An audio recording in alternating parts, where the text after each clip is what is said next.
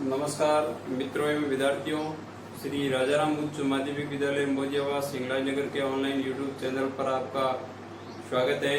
और आज कक्षा 10 की सामाजिक विज्ञान में हम अगला अध्याय लेंगे, खनिज व ऊर्जा संसाधन, जिसके बारे में हम विस्तृत अध्ययन करेंगे। इससे पूर्व हमने 2 अध्याय का अध्ययन कर दिया था, जल संसाधन, और सेकंड नंबर का था भारतीय कृषि। तो सबसे पहले बात करेंगे खनिज व ऊर्जा संसाधन। यहाँ पर एक शब्द है खनिज व ऊर्जा संसाधन।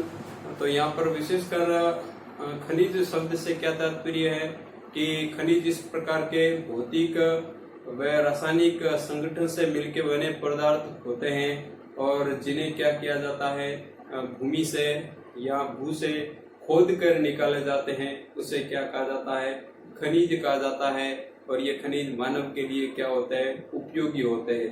यहाँ पर मानव के लिए उपयोगी एक शब्द आया है, वो क्यों आया है विशेषकर ध्यान रखना, क्योंकि यहाँ पर आगे क्या है, संसाधन है। क्या है, संसाधन। तो हम संसाधन की अगर परिभाषा देखते हैं तो इस प्रकार के स्रोत या सोर्स जो कि मनुष्य के लिए उपयोग में आ रहे हो या फिर भविष्य में उपयोग में आने की संभावना हो, उसे अपन क्या कहते हैं, संसाधन कहते हैं। तो इसी प्रकार खनिज क्या होते हैं कि रासायनिक या भौतिक गुणों से हो सकते हैं और इनका निर्माण है अलग अलग प्रक्रिया के, रासायनिक प्रक्रिया से भी हो सकता है, भौतिक प्रक्रिया से भी हो सकता है। तो सबसे पहले अपने इस बिंदु के बारे में बात करते हैं कि खनिज क्या है। ठीक है, खनिज अपना टॉपिक रहेगा पहला आज का कि खनिज किस प्रकार के है। फिर हम भौतिक व रासायनिक दृष्टि से खनिजों का वर्गीकरण करेंगे। अलग अलग प्रकार के अलग अलग खनिज पाए जाते हैं। तो सबसे पहला है खनिज, यानी भूमि से क्या किया जाता है, खनिजों को खोद के निकाला जाता है और उस प्रक्रिया को, खोदने की प्रक्रिया होती है, उसे क्या कहा जाता है, खनन कहा जाता है। फिर खनन का भी अलग अलग क्या होता है, वर्गीकरण होता है। तो भूमि से, खनिज से तात्पर्य क्या है, लिख देना, भूमि से खनन। खनन से तात्पर्य है कि खोद के, खनन शब्द का मतलब हो सकता है कि गहराई से भी हो सकता है, धरातल से भी हो सकता है। तो भूमि से खनन क्रिया के द्वारा, भूमि से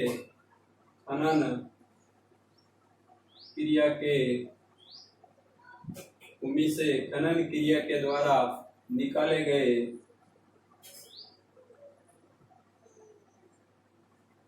भूमि से खनन क्रिया के द्वारा निकाले गए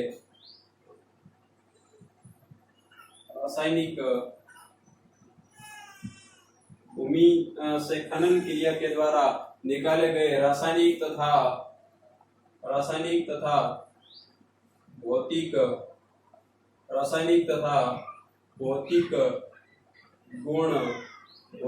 गुण पदार्थ। ठीक है ना, भूमि से खनन क्रिया के द्वारा निकाले गए रासायनिक तथा भौतिक गुण पदार्थ होते हैं। क्या होते हैं, खनिज रासायनिक तथा भौतिक गुण पदार्थ होते हैं जो ये खनिज होते हैं, जो कि मानव के लिए क्या होते हैं, मानव के लिए उपयोगी। खनिज क्या होते हैं, मानव के लिए उपयोगी होते हैं, मानव के लिए उपयोगी होते हैं, खनिज संसाधन कहलाते हैं या कहा जाता है। मानव के लिए उपयोगी होते हैं खनिज, इन्हें खनिज संसाधन कहा जाता है। मानव के लिए उपयोगी होते हैं, इन्हें खनिज संसाधन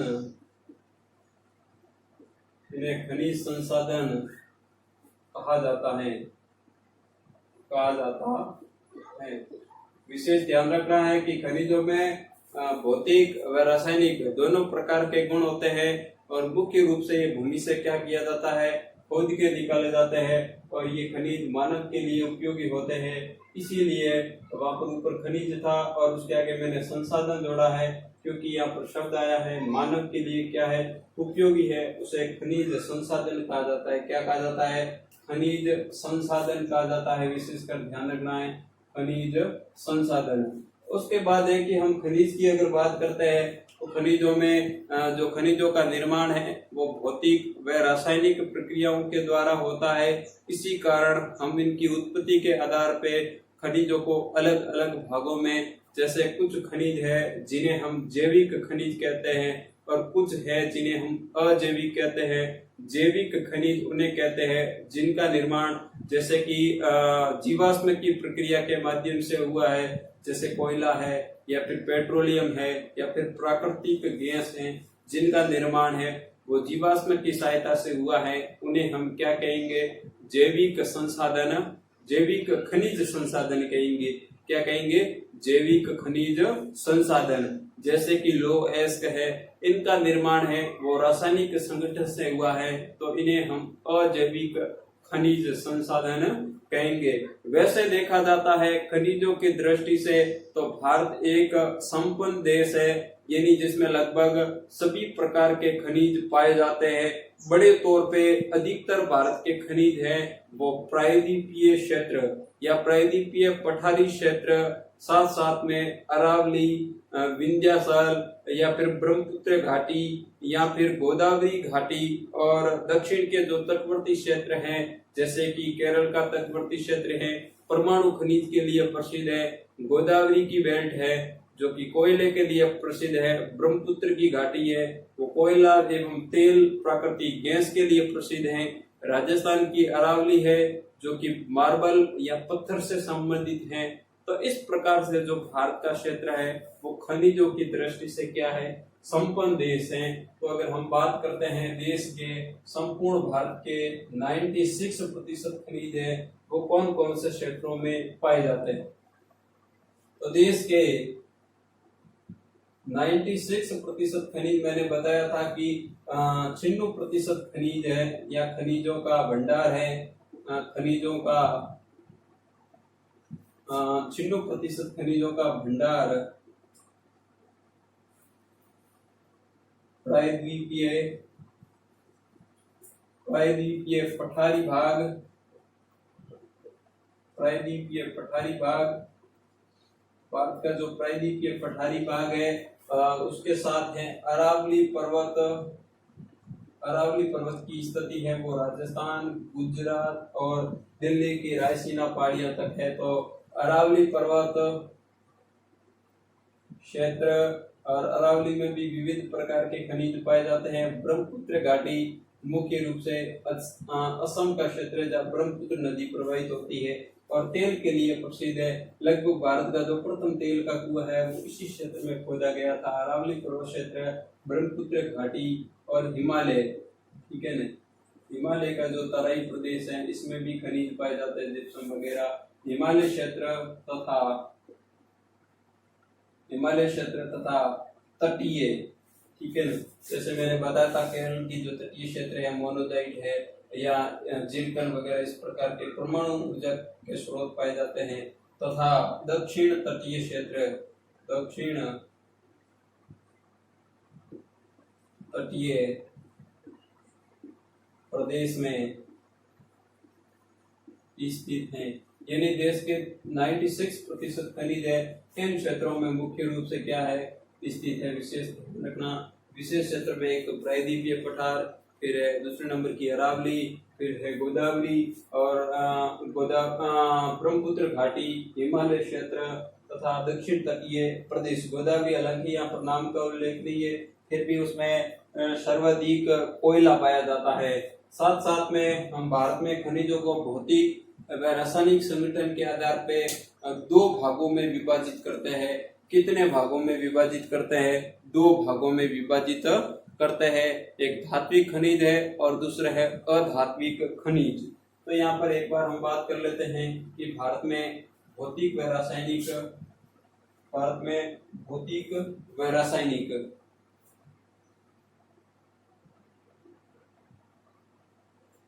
भारत में खनिजों को, भारत में खनिजों को भारत में खनिजों को भौतिक भारत में खनिजों को भौतिक व रासायनिक भारत में खनिजों को भौतिक व रासायनिक भौतिक व रासायनिक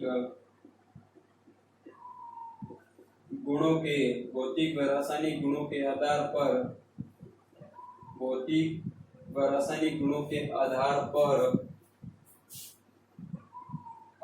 पर निम्न दो भागों में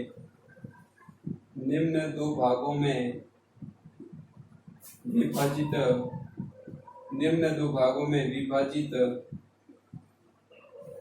किया जाता है। मैंने बताया था एक खनिज है जिसे हम कहते हैं धात्विक खनिज और दूसरे खनिज है जिसे हम कहते हैं अधात्विक। सामान्य परिभाषा है और इस पर शायद माध्यमिक शिक्षा बोर्ड की जो 12th की ज्योग्राफी का पेपर था उसमें ऐसा एक प्रश्न आया था कि धात्विक या अधात्विक से संबंध।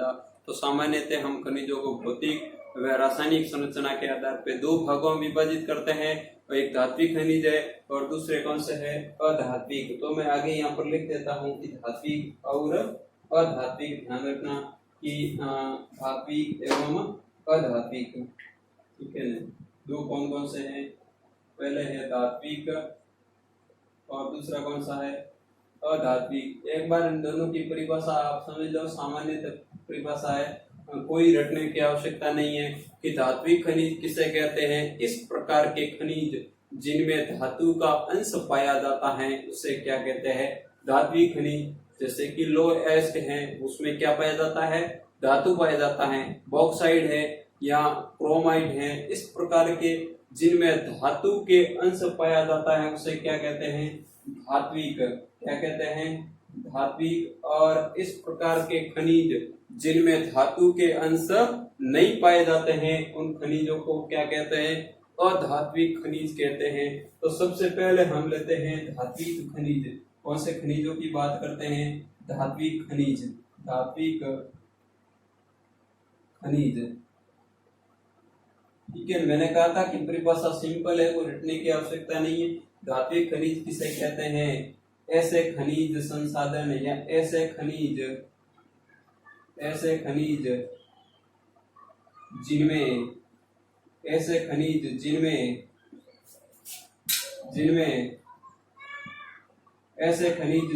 धातु का अंश पाया जाता है इन्हें ऐसे खनिज जिनमें धातु का क्या पाया जाता है अंश पाया जाता है उन्हें क्या कहते हैं उन्हें धात्विक। ऐसे खनिज जिनमें धातु का अंश पाया जाता है उन्हें धात्विक खनिज कहते हैं। क्या कहते हैं धात्विक खनिज कहते हैं। उदाहरण के लिए इसमें उदाहरण आप लिख दो, जैसे कि लो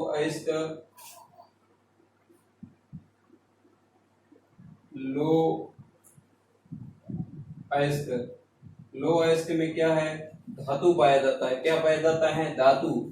जैसे कि उदाहरण के लिए तांबा, क्या है तांबा, तांबे में क्या पाया जाता है धातु पाया जाता है। तांबे के विपरीत जैसे कि संगमरमर है या फिर मार्बल है उसमें धातु का अंश नहीं होता है, जबकि लो अयस्क व तांबा इसमें क्या होता है धातु का अंश पाया जाता है, इसीलिए इसे क्या कहते हैं धात्विक खनिज।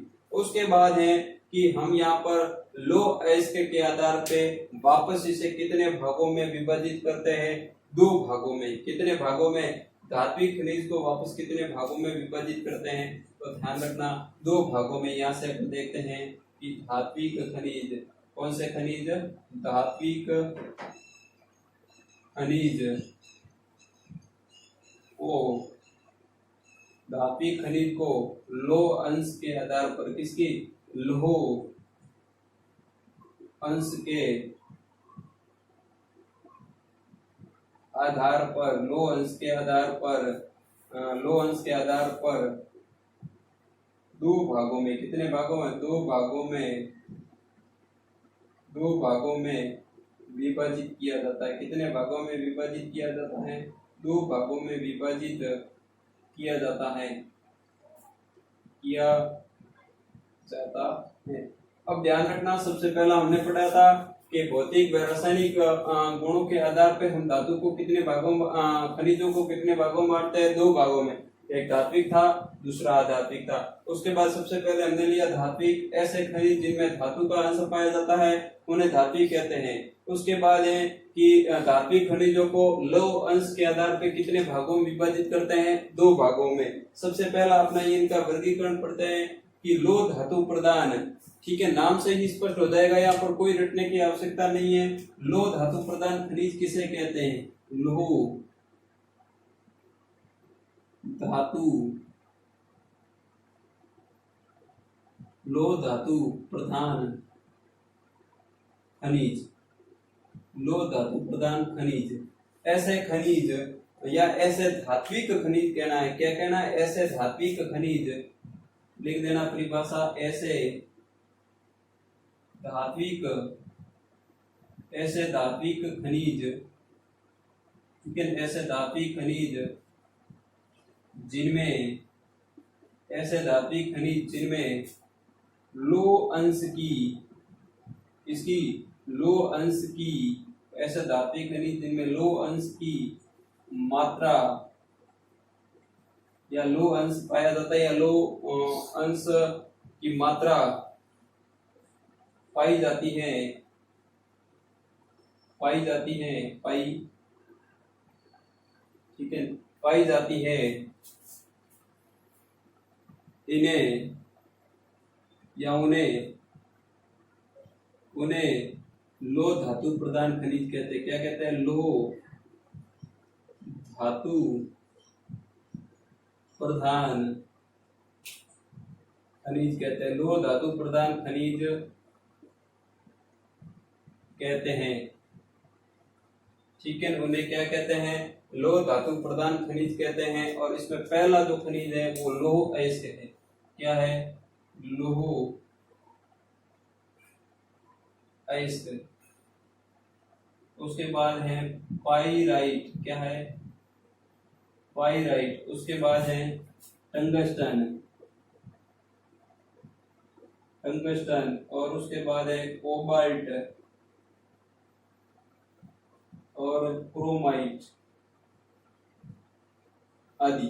यानी ये खनिज है जिनमें क्या होता है? लौह अंश की मात्रा पाई जाती है। लौह अयस्क, पाइराइट, टंगस्टन, कोबाल्ट और क्रोमाइट, इनमें क्या पाया जाता है?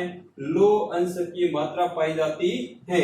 उसके बाद द्वितीय प्रकार है लौह धातु प्रधान खनिज, और दूसरा होगा जाएगा अलौह धातु प्रधान। यानी धात्विक खनिज तो है पर उसमें है वो लौह धातु की मात्रा नहीं पाई जाती है। दूसरा प्रकार है अलौह, ठीक है, सिंपल है, अलौह, अलौह धातु प्रधान खनिज, अलौह धातु प्रधान खनिज। ऐसे धात्विक खनिज, ऐसे धात्विक, ऐसे धातु तो है पर उसमें क्या? ऐसे धात्विक खनिज जिनमें लौह अंश की, जिनमें लौह अंश की, लौह अंश की मात्रा नहीं पाई जाती है। लौह अंश की मात्रा नहीं पाई जाती है। लौह अंश की मात्रा नहीं पाई जाती है, पाई जाती है। जैसे उन्हें क्या कहते हैं? अलौह धातु प्रधान खनिज कहते हैं। जैसे कि उदाहरण के लिए सोना। क्या है? सोना। सोना धातु तो है पर उसमें लौह अंश की मात्रा है वो नहीं पाई जाती है। सोने के साथ जैसे कि चांदी या फिर तांबा या फिर आप जस्ता देख सकते हो, या फिर मैंने कहा था कि बॉक्साइड, बॉक्साइड या फिर टीन या फिर मैग्नीशियम। ठीक है, ये खनिज तो है पर इसमें लौह धातु की मात्रा है वो नहीं पाई जाती है। तो ये तो हो गया खनिजों का जो भौतिक व रासायनिक गुणों के आधार पे धात्विक खनिज। कौन से हो गए?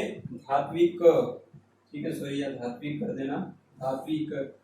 धात्विक खनिज ऐसे खनिज जिनमें जो धात्विक यानी धातु का अंश पाया जाता है उन्हें धात्विक खनिज कहते हैं। फिर इन्हें दो भागों में लौह आता है उसे क्या कहा जाता है? अधात्विक खनिज कहते हैं। मित्रों एवं विद्यार्थियों ध्यान रखना कि ऐसे खनिज जिनमें धातु का अंश है नहीं पाया जाता है उन्हें क्या कहते हैं? अधात्विक खनिज कहते हैं। तो परिभाषा में लिख देता हूं कि ऐसे खनिज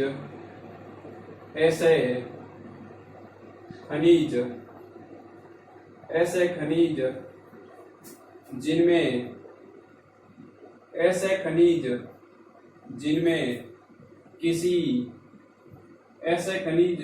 किसी धातु का अंश ऐसे खनिज जिनमें किसी धातु का अंश नहीं पाया जाता है, धातु का अंश नहीं पाया जाता है उसे क्या का अंश? ऐसे खनिज जिनमें किसी धातु का अंश नहीं पाया जाता है उसे अधात्विक खनिज कहते हैं। यानी ऐसे खनिज जिनमें किसी धातु का अंश क्या है? नई शब्द है, इसको अंडरलाइन करना कि ऐसे खनिज जिनमें धातु का अंश पाया जाता है उसे धात्विक खनिज कहते हैं, और ऐसे खनिज जिनमें किसी धातु का अंश नहीं पाया जाता है उसे हम क्या कहते हैं? अधात्विक खनिज कहते हैं। उदाहरण के लिए जैसे हम देखते हैं कि चूना पत्थर क्या है? चूना पत्थर है। चूना पत्थर में हम देखते हैं कि धातु की मात्रा है वो नहीं पाई जाती है। चूना पत्थर के बाद द्वितीय उदाहरण है जैसे कि अब्रक। अब्रक में धातु का अंश नहीं पाया जाता है। उसके बाद है जिप्सम। जिप्सम में भी धातु का अंश नहीं पाया जाता है। तो इस प्रकार से हम धात्विक खनिज को कह सकते हैं कि ऐसे खनिज जिनमें धातु का अंश नहीं पाया जाता है। उसके बाद है हम धात्विक खनिजों में देखते हैं ऊर्जा खनिज है, वो भी किसमें आता है? अधात्विक खनिज में आता है। क्योंकि विशेष ध्यान रखना कि ऊर्जा खनिजों में धातु की मात्रा नहीं होती है। तो उसके बाद है कि अधात्विक खनिज में ऊर्जा खनिज, ठीक है ना, ऊर्जा खनिज। इस प्रकार के खनिज जिनसे हमें क्या प्राप्त होती है? ऊर्जा प्राप्त होती है, उसे हम क्या कहते हैं? ऊर्जा प्रदान या ऊर्जा खनिज कहते हैं। ऐसे खनिज, ध्यान रखना, ऐसे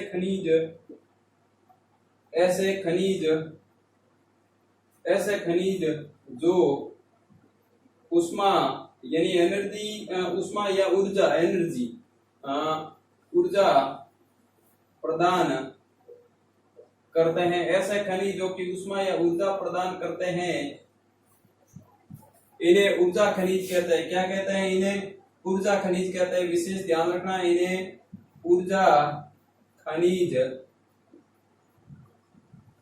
इन्हें क्या कहते हैं? ऊर्जा खनिज कहते हैं। कि ऐसे खनिज जो कि उष्मा या फिर ऊर्जा प्रदान करते हैं उसे क्या कहते हैं? ऊर्जा खनिज कहते हैं। और ऊर्जा खनिजों को वापस कितने भागों में विभाजित किया जाता है? 2 भागों में विभाजित किया जाता है। विशेषकर ध्यान रखना, ऊर्जा खनिज को कितने भागों में विभाजित किया जाता है? ऊर्जा खनिज को 2 भागों में, कितने भागों में? ऊर्जा खनिजों को 2 भागों में विभाजित किया जाता है। ऊर्जा खनिजों को 2 भागों में विभाजित किया जाता है। 2 भागों में विभाजित किया जाता है। सबसे पहला जो विभाजन है यानी ईंधन खनिज। इस प्रकार के खनिज जिनसे हमें क्या प्राप्त होता है? ईंधन के रूप में उपयोग में लिया जाता है, उन्हें हम क्या कहते हैं? ईंधन खनिज कहते हैं। विशेषकर पहला है ईंधन खनिज। कौन से खनिज है? ईंधन खनिज। विशेष ध्यान रखना है। अंतर्गत है कि ऐसे खनिज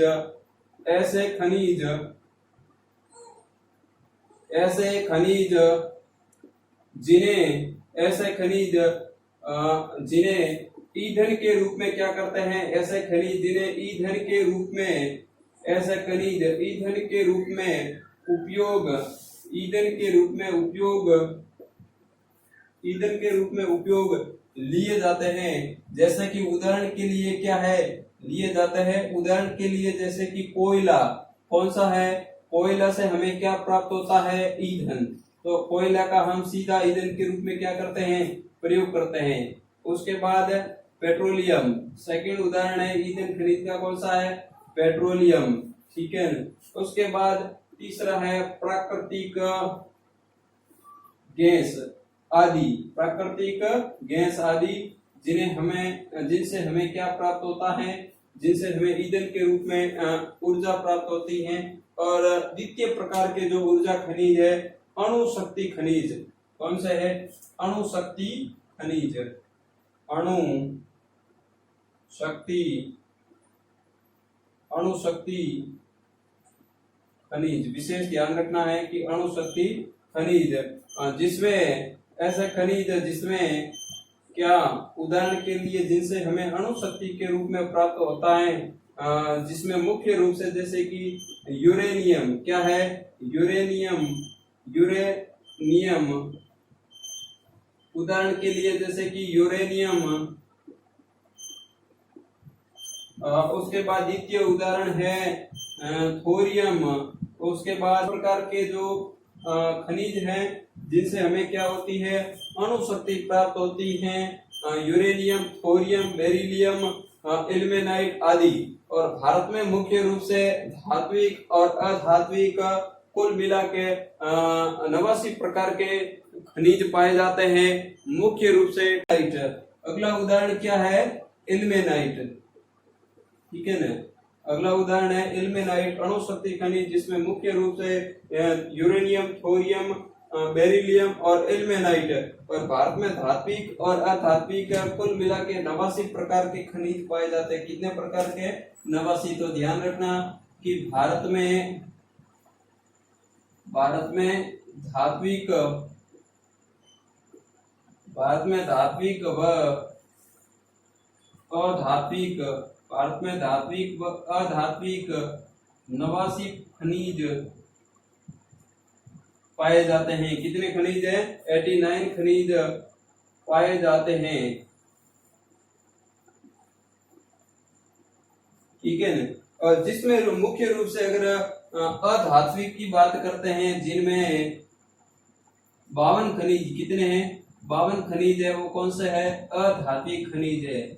52 खनिज है वो कौन से है, अधात्विक खनिज है। और 10 खनिज है वो कौन से है, धात्विक खनिज है। कौन से हैं, धात्विक खनिज। और अन्य जो 23 खनिज हैं वो सूक्ष्म खनिज है। कौन से खनिज है, सूक्ष्म खनिज है, जैसे कि चूना पत्थर वगैरह जो औद्योगिक इकाइयों में काम आते हैं, वो कौन से है, सूक्ष्म खनिज। इसके साथ साथ भारत में अगर खनिजों का हम जीडीपी में योगदान देखते हैं कि कितना प्रतिशत है, तो ध्यान रखना जीडीपी का मतलब क्या होगा, सकल घरेलू उत्पाद, सकल घरेलू उत्पाद में 3.4% है वो योगदान है, वो किसका है, खनिजों का है, ठीक है। सकल घरेलू उत्पाद में खनिजों का योगदान है वो कितना है, 3.4% योगदान है। और उद्योगों से या उद्योगों में जो खनिजों का योगदान है वो 11% है। हम यहाँ पर एक चार्ट के माध्यम से खनिजों का वर्गीकरण पढ़ेंगे, ठीक है, विशेषकर समझने की कोशिश करेंगे। ध्यान रखना कि यहाँ पर धात्विक और अधात्विक, हम इसको कितने भागों में विभाजित करते हैं, 2 भागों में। सबसे पहले अपन देखते हैं खनिज, क्या है खनिज, ठीक है, ये क्या है खनिज। और उसके बाद हमने कहा था कि खनिजों का हमने कितने भागों में वर्गीकरण किया था, 2 भागों में, ठीक है। भौतिक व रासायनिक गुणों के आधार पर खनिजों का कितने भागों में बांटा था, 2 भागों में। एक सबसे पहले है वह खनिज जिनमें क्या पाया जाता है, धातु पाया जाता है, उन्हें क्या कहते हैं, धात्विक। क्या कहते हैं, धात्विक। और एक ऐसे खनिज जिनमें धातु का अंश नहीं पाया जाता है उसे क्या कहते हैं, अधात्विक खनिज कहते हैं।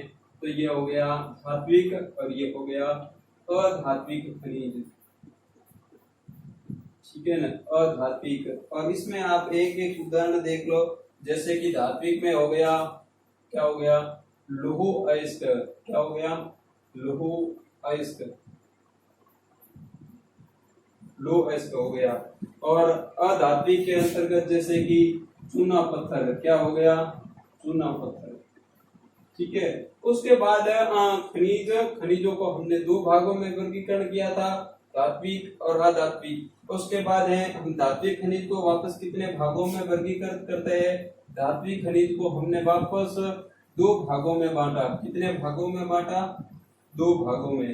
एक था लौह प्रधान, कौन सा था, लौह प्रधान, यानी जिनमें लोहे की मात्रा, लौह प्रधान धात्विक खनिज, ठीक है, धात्विक खनिज जिनमें क्या है, लोहे का अंश पाया जाता है। और इस प्रकार के द्वितीय प्रकार के हैं, उसे अपन कहते हैं अलौह प्रधान। क्या कहते हैं, अलौह प्रधान, अलौह प्रधान। धात्विक तो है पर उसमें क्या है, अलौह प्रधान धात्विक खनिज। अलौह तो है, सॉरी, धात्विक तो है पर उसमें लोहे के धातु या लोहे का अंश नहीं पाया जाता, अलौह प्रधान धात्विक खनिज। इनमें एक एक हम उदाहरण देखते हैं, जैसे कि लौह प्रधान के अंतर्गत मैंने उदाहरण दिया था, लौह अयस्क हो सकता है, क्या है, लौह अयस्क या क्रोमाइट। और इसमें जैसे उदाहरण के लिए सोना देख सकते हो या फिर तांबा देख सकते हो आदि। उसके बाद है अधात्विक खनिज। अब अधात्विक खनिजों का देखते हैं, जैसे कि अधात्विक में हमने देखा था कि ऊर्जा खनिज, क्या है, ऊर्जा खनिज, ठीक है ना, ऊर्जा खनिज भी हो सकता है, बहुमूल्य पत्थर भी हो सकते हैं, इसमें अलग अलग। और उसके बाद ऊर्जा खनिज को वापस हमने कितने भागों में बांटा, दो भागों में। एक था ईंधन खनिज, क्या था, ईंधन खनिज, जैसे कि हमने उदाहरण दिया था कोयला क्या है, ईंधन खनिज है। और उसके बाद है अणु खनिज, क्या है, अणु ऊर्जा या अणु खनिज कह सकते हो, जैसे कि यूरेनियम।